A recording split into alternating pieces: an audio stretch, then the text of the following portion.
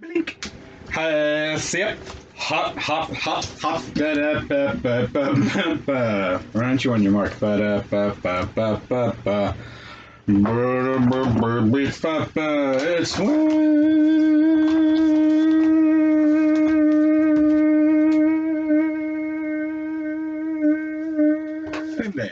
Hi.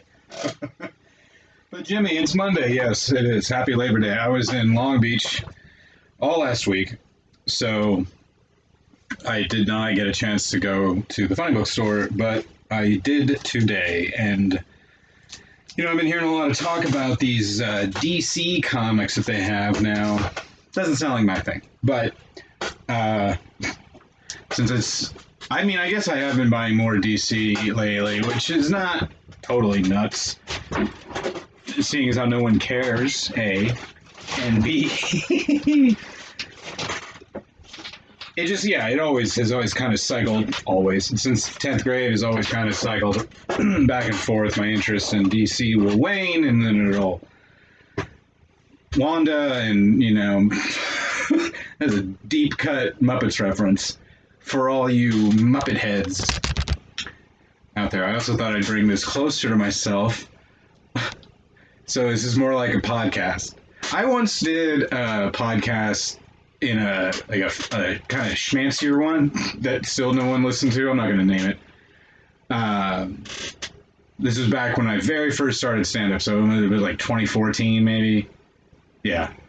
And I drove up from San Diego. They had a studio here in Los Angeles, I believe, not far from where I am now on the west side.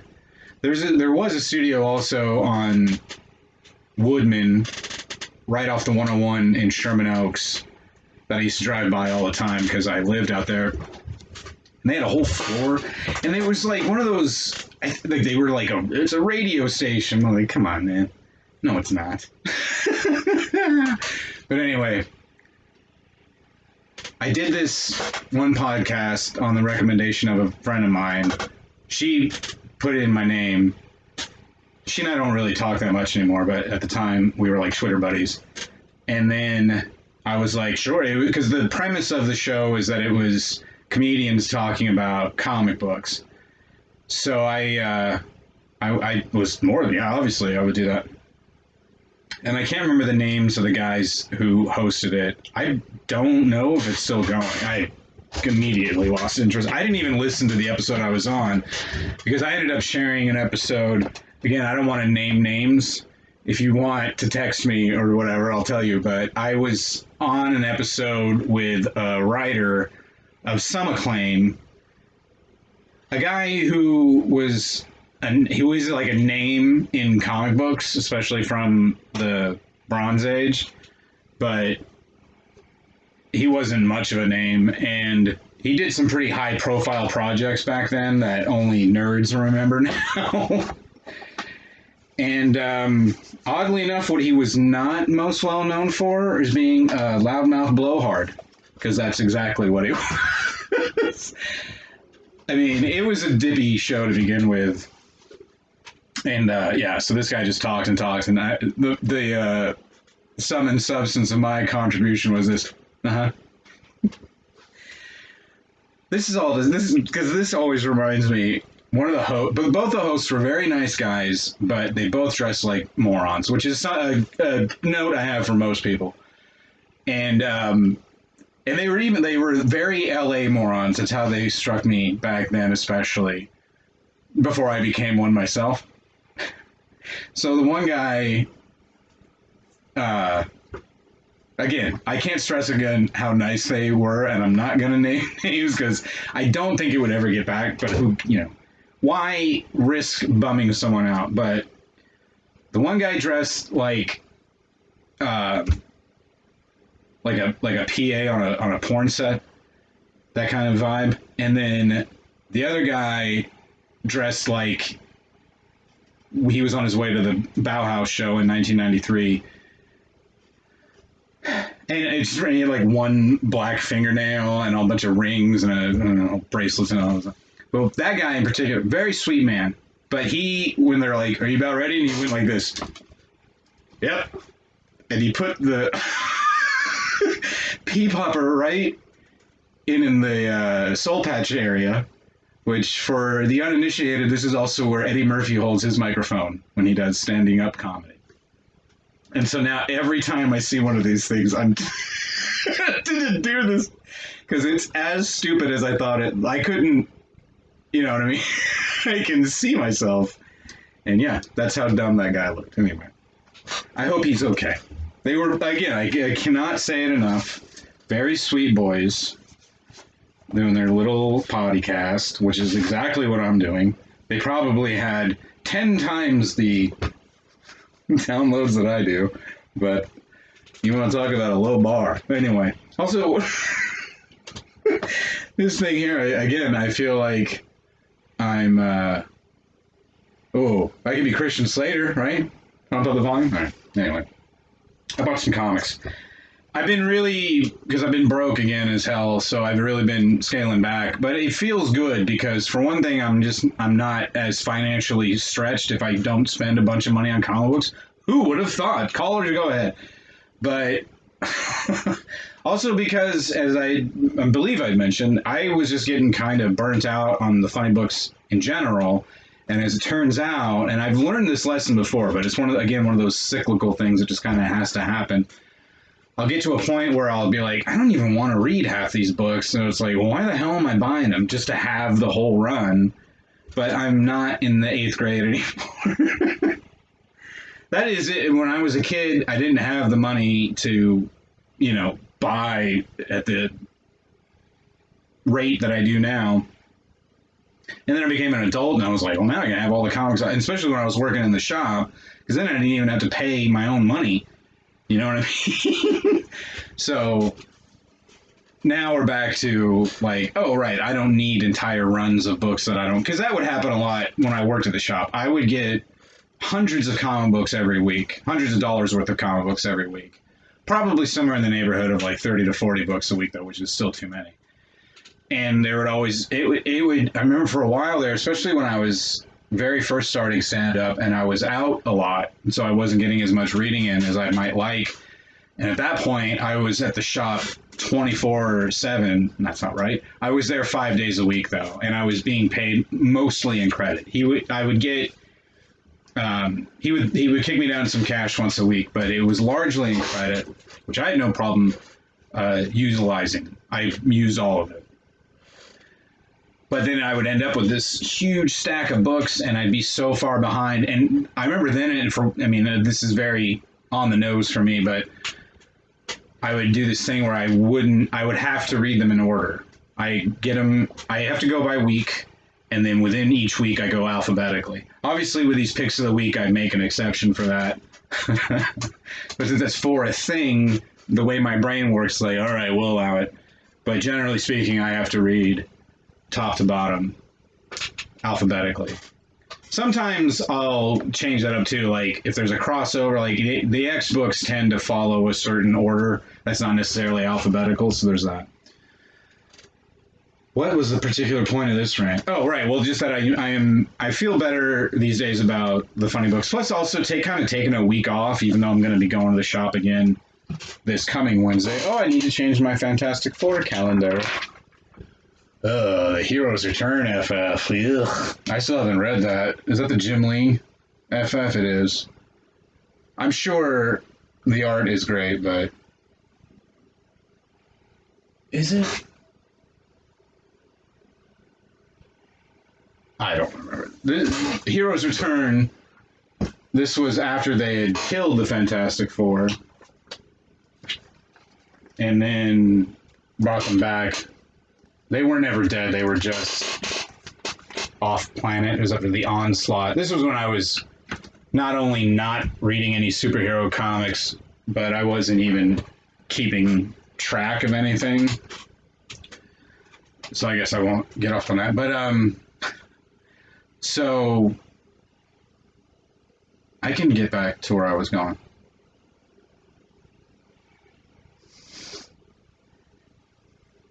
It's all right. It's going to be on. We can get right back to where we started from.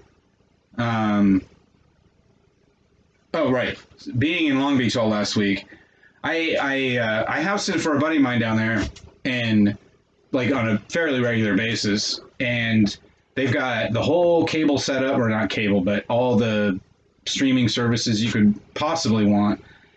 But usually I just bring my Kindle and I just try to catch up on reading. And I did finish the Intergalactic Black Panther arc, the Intergalactic Empire of Wakanda, which frankly ended kind of. I do like it enough that I want to buy the hardcovers when those come out, but that'll be a while yet. Anyway, that was kind of indicative of this last week. It was like, okay, I'm getting a little burnt out on the weekly stuff, but I'll be in Long Beach. I'll have the Kindle, so I'll read. And I read a few things, and none of them really. Yeah, a lot of this is not that good. I'm still reading a lot of comics I don't like that much, and at least I'm not paying for them and then having to store them because they're all on the apps. But anyway. Today's Labor Day, and I did have to work somewhat this morning, but then I took the old bus up to the funny book store. That only took 9 hours, and then I came back, and now I'm ready to, and the stack's not too out of hand, and I got 3 books here that I'm looking forward to, and there's probably, if I get through all of these today and tomorrow, well, we'll burn that bridge when we get to it. I was, again, hoping this would be shorter, and now it's already not. All right, first, we have the Aquaman 80th Anniversary Special 100-page spectacular. There's several covers, and as they have been doing with their big anniversary specials lately, they had several covers separated by decade. So this is the 1960s cover. I love Aquaman. Aquaman's my favorite member of the Justice League. My favorite DC superhero, probably. One of them, certainly. The Demon is actually probably my favorite DC superhero, but of the, and that's very on brand for me, is of the big 7 at DC, I like the least popular guy.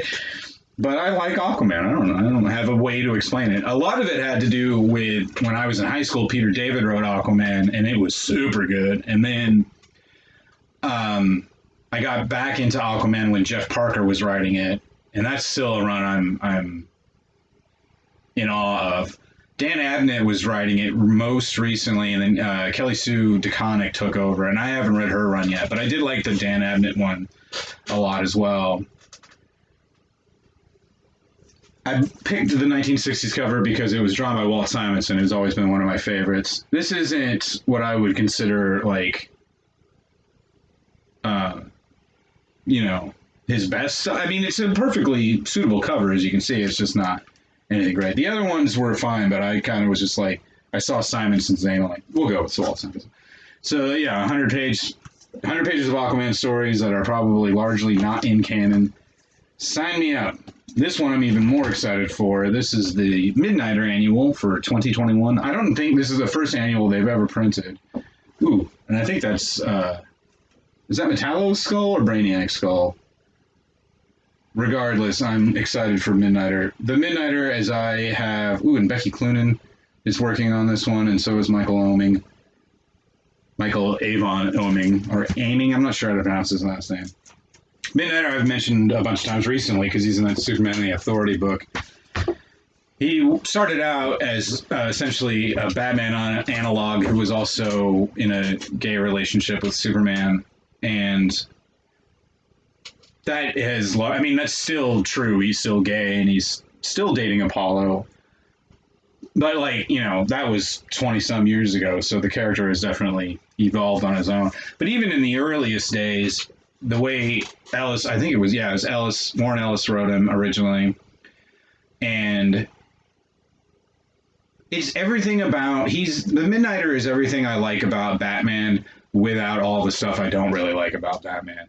Which is something I don't particularly dislike about Batman, unless it's the fact that that character is over 80 years old himself and is just kind of, done to death. There are currently, so when and this is a lot of shops do this, since I don't order my comics through the previews catalog that the distributor puts out every month, and I just get them week to week.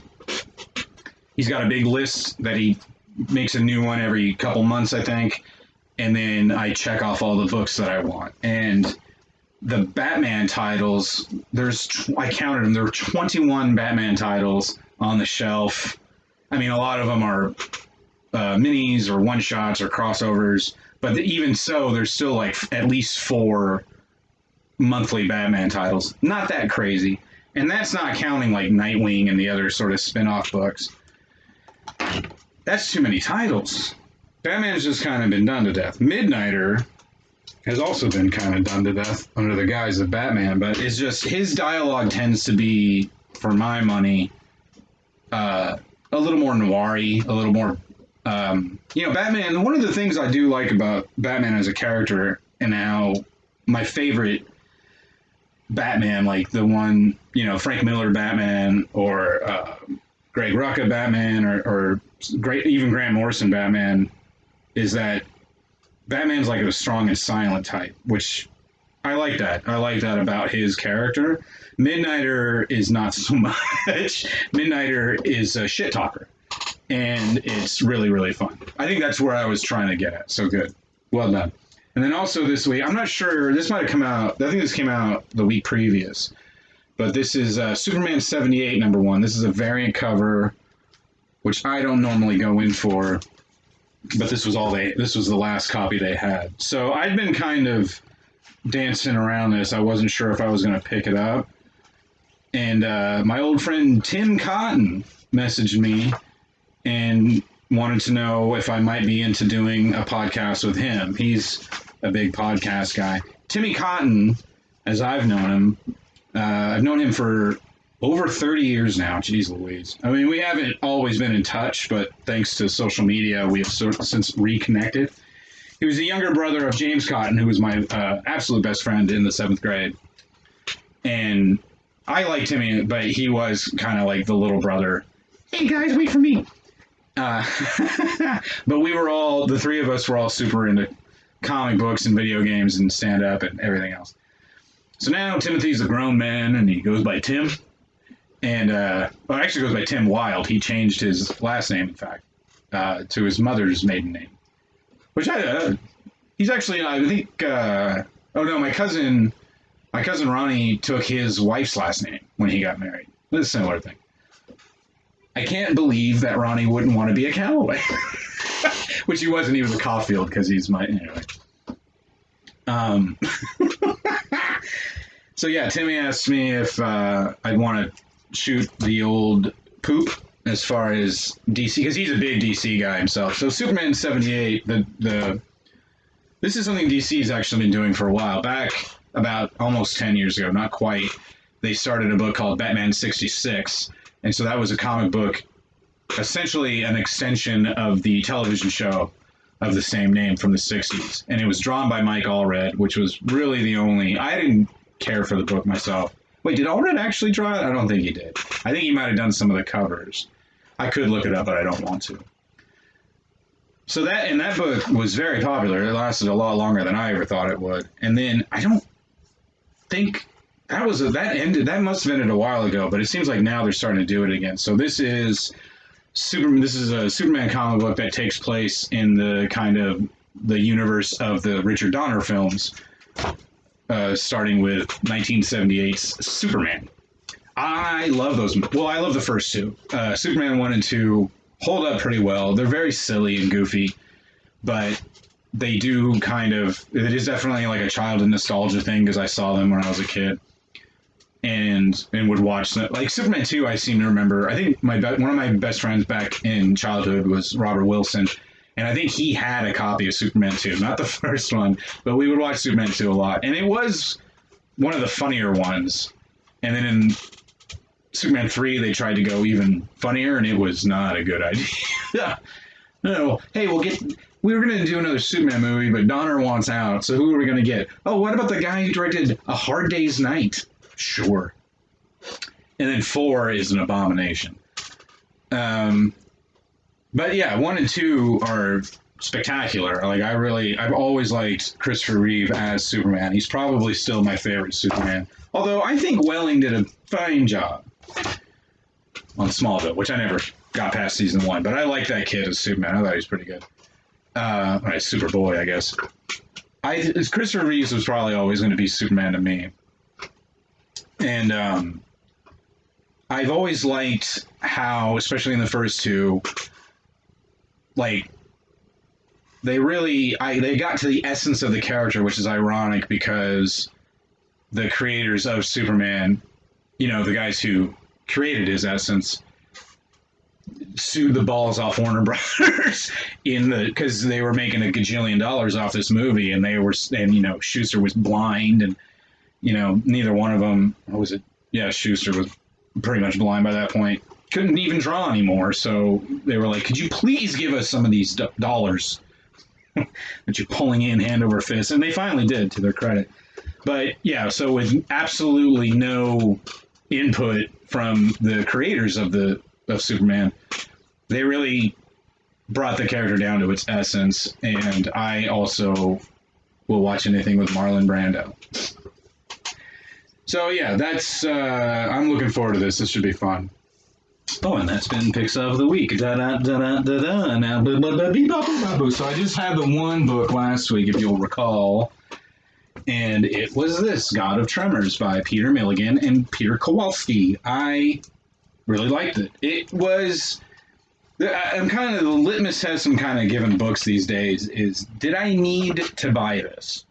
No problem making time to read stuff, but as I may or may not have mentioned, money is more of an issue these days for Granddad. So, no, I didn't need to own it, but I don't regret buying it either. It's a self-contained story. I am getting more and more into this magazine format, which there's a lot more of this, especially because of DC is the Black Label imprint, which is kind of a Vertigo-y imprint. It's a mature readers, which has always been the stupidest phrase.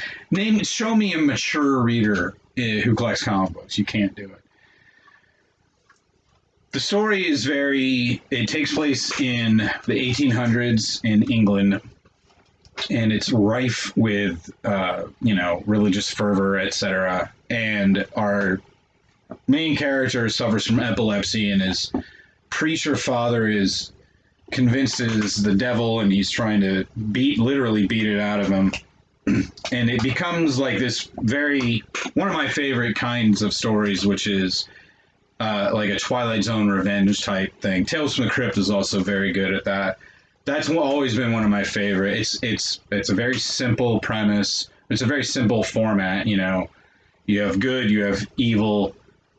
Good is on the ropes, but due to the deus ex machina of some sort of horrific or fantastical element, wins the day. And it's not pretty, but all is right with the world by the end of this story. And it's also, so it's not only a very good story by Peter Milligan, but yeah, I bought it for the Peter Kowalski art, and I wasn't disappointed, but I also don't recall being particularly blown away. But like I say, that's what this reminded me of. In the 70s, these sorts of comics horror comics got very popular because the Comics Code Authority lightened their hard-nosed prerequisites for horror comics. So there was a big upswell, like a big groundswell of 50s-ish. Like, it was like, oh, we can do books like they used to do in the 50s now. And a lot of them are magazine-sized. And I think that was also because you could still get away with, you didn't have to abide by the Comics Code if you were magazine-sized anyway, which is why I believe Warren Comics always did all their horror and sci-fi stuff magazine-sized. Heavy Metal is another magazine that would have, like, sex and drugs in it and stuff. And I think maybe that's it. Maybe that's why I'm enjoying this format again, because it harkens back to that Bronze Age era, which has always been, I've always liked books from the 70s just because when I started collecting, they weren't even that old. But that era has held interest for me this whole time, and it feels like I'm only getting more into them as the years go by. So That was picks of last week. Da, da, da, da, da, da. All right, good. I'm going to wrap this up because I want to get some comic books read. But I'll be doing another one here this coming Wednesday for Other New Comic Book Day. And I have a feeling that some of the books that I have in the stack are I'm gonna want to talk about them here too. It's like Marvel's new Dark Ages is like a new event book that started this week. So, and oh, I have the sign again. All right, do. Hey.